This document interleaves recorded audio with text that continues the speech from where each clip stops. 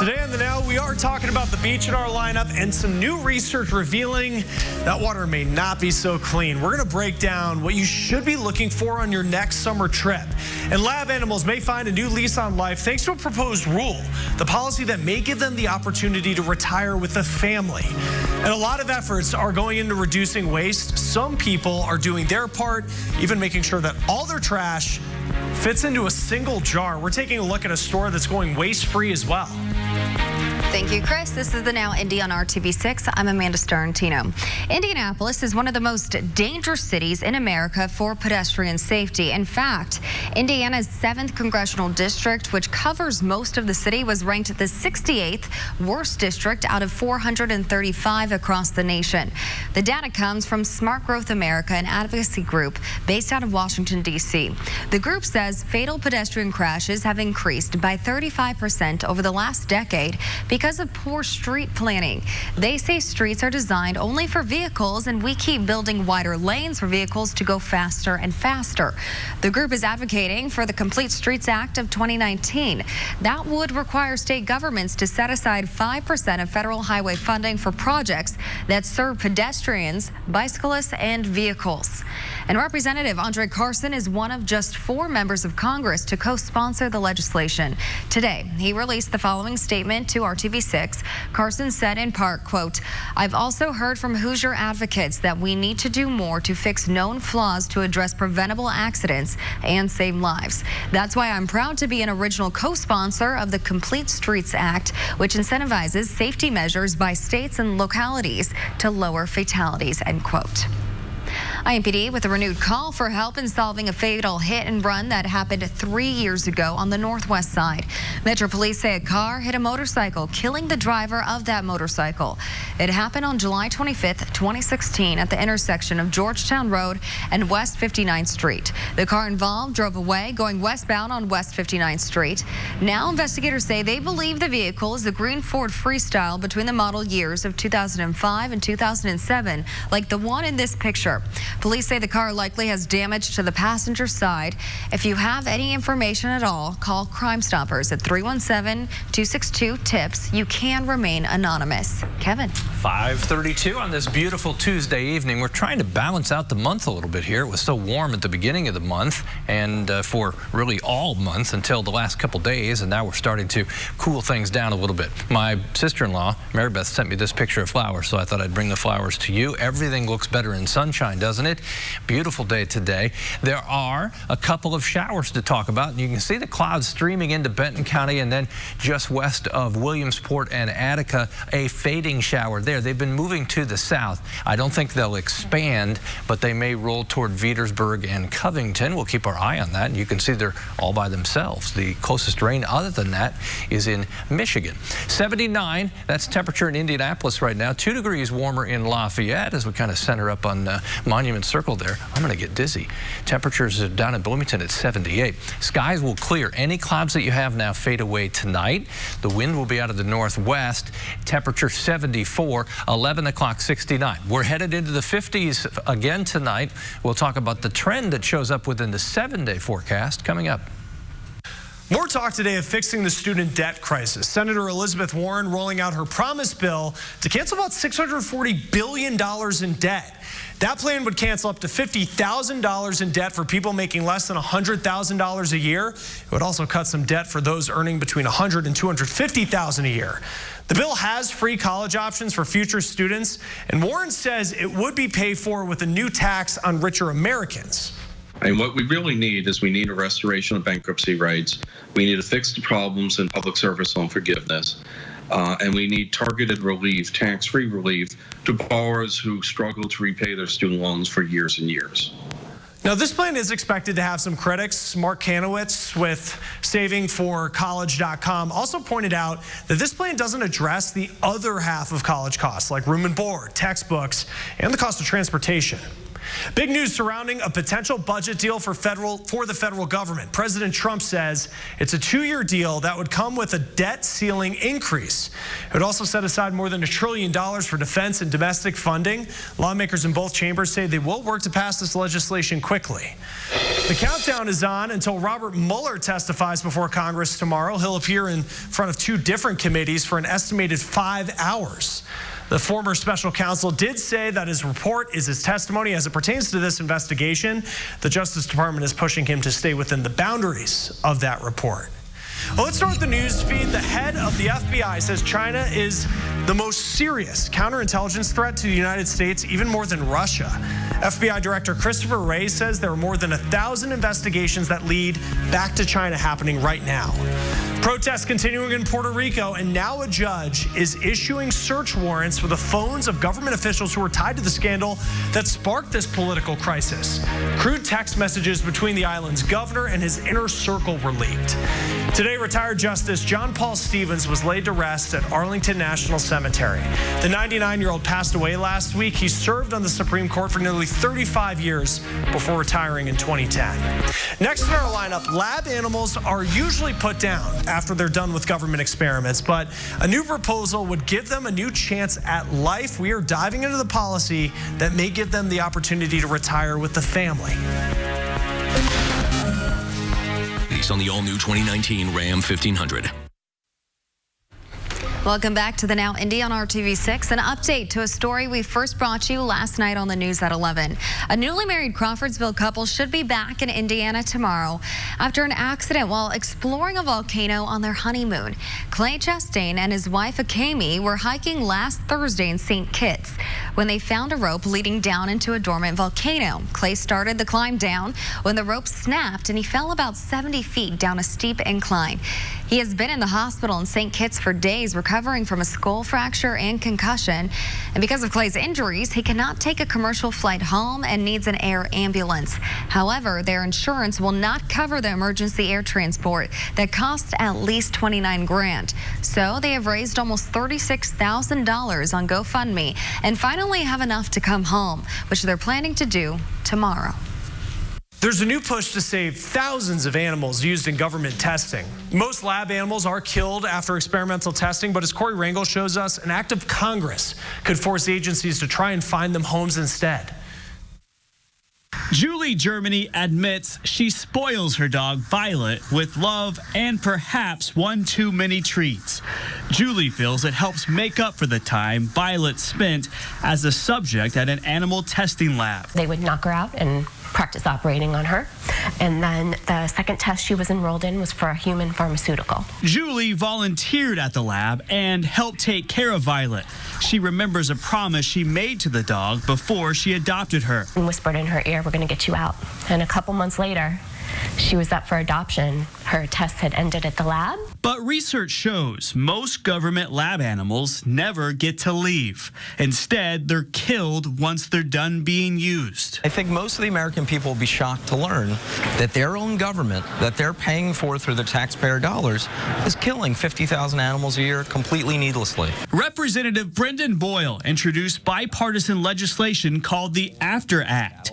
It requires all federal agencies to come up with a policy to help find a place for approved animals to go, whether that's a home like Julie's or an animal sanctuary. We have an ethical obligation to make sure that we treat our animals properly. And in a very partisan time, this is an issue where we are able to bring people together for the benefit of animal welfare. About 10 federal agencies currently use lab animals.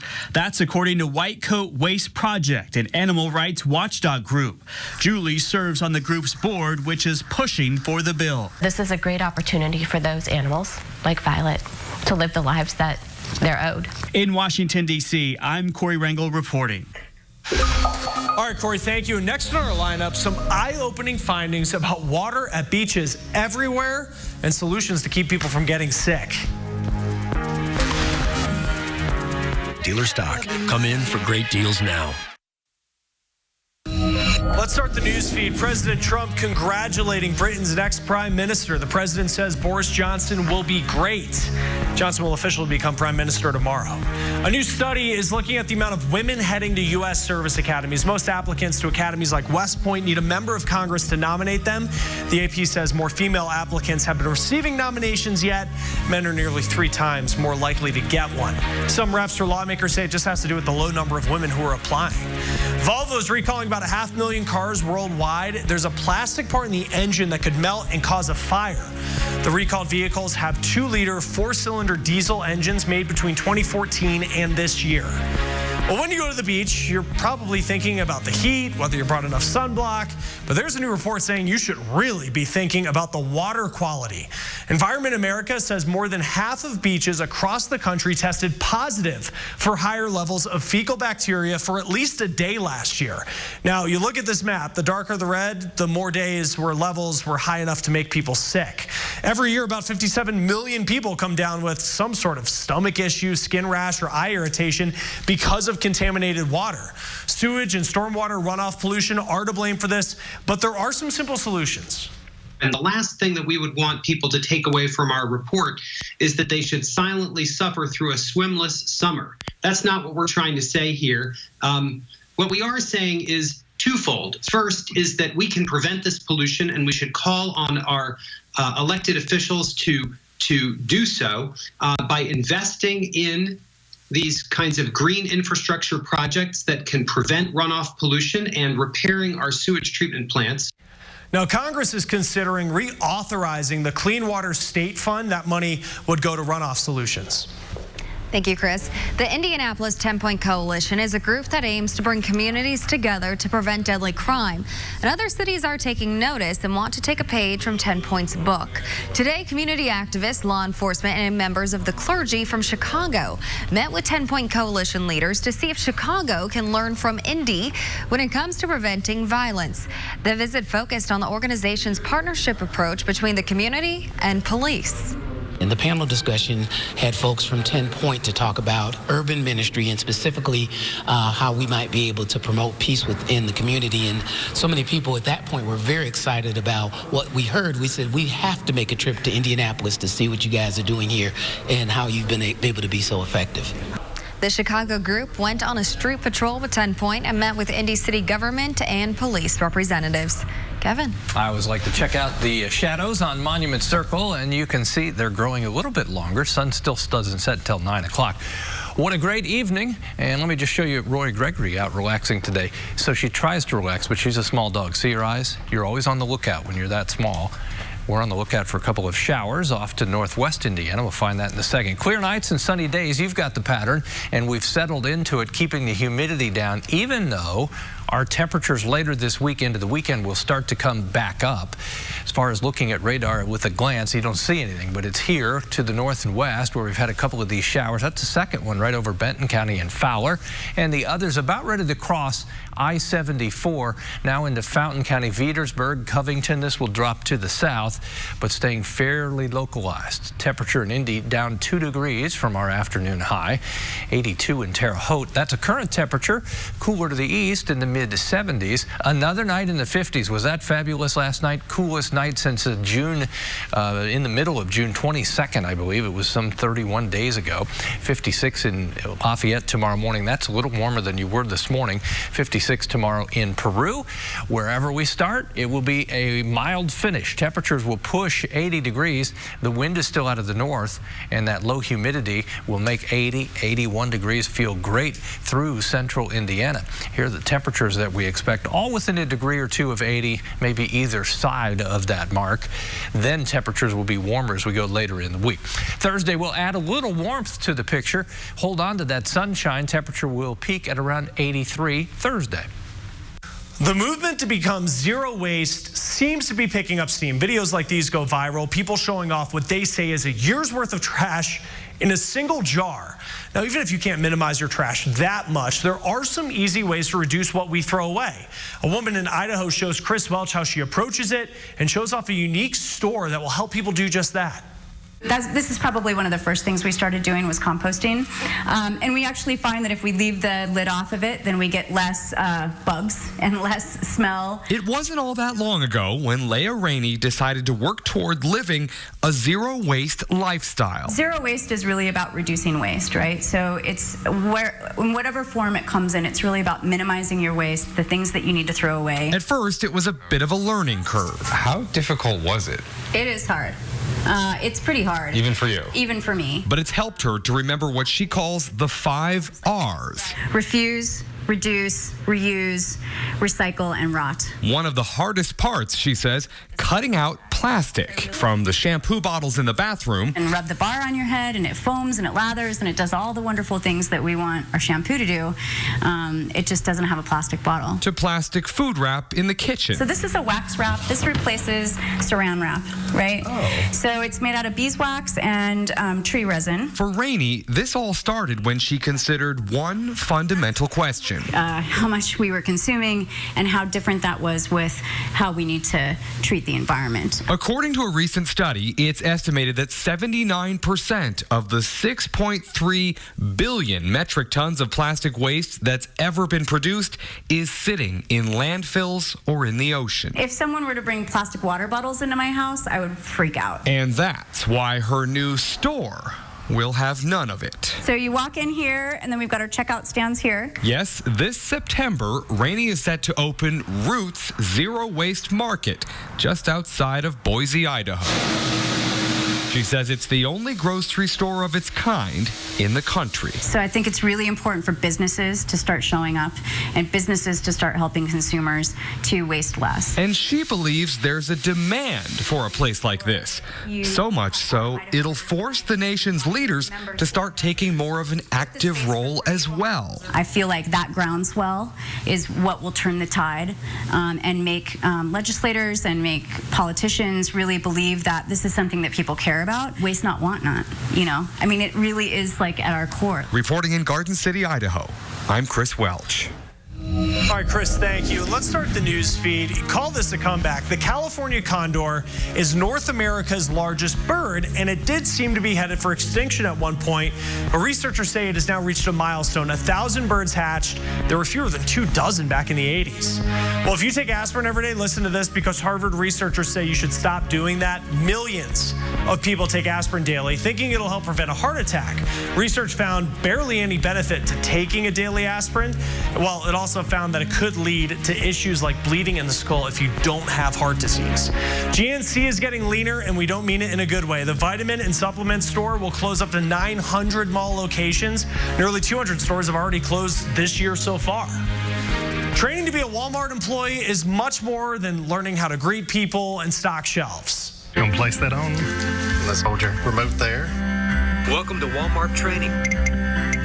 Well, this is virtual reality training Walmart is giving its employees. Started working with the company Striver in 2017 to bring VR to employees, and now every Walmart has a pair of the goggles you're looking at right here. Thousands of employees have used them to train in the past few months. They've been put through scenarios that they'll face in real life when they're on the floor at Walmart, like how do you deal with that difficult customer, or what do you do when a shelf needs to be restocked? It's about learning if an employee is right for middle management. Now, Courtney Miller started at Walmart 8 years ago as a cashier, and she's been promoted 4 times. That last promotion she got, it came from using VR, and she says it helped her learn to have more empathy at work. You always remain respectful, stay calm, and have patience with them, and show them that you really care. Don't just try to brush them off, but show them that you care and that you're willing to help them. The empathy training puts employees in customers' shoes. And then it flips the script on you, and you then see the text messages that customer is receiving. And in the cases of the VR module, that customer is receiving texts from their wife who just had a baby and they're out of formula and the baby's screaming. Now, Walmart says employees hold on to information 10 to 15% more with VR training. There are companies like BMW, Verizon, and Chipotle that are also using this virtual reality technology. All right, next in our lineup, we are taking a look at the changes that could be coming for those who qualify for food stamps.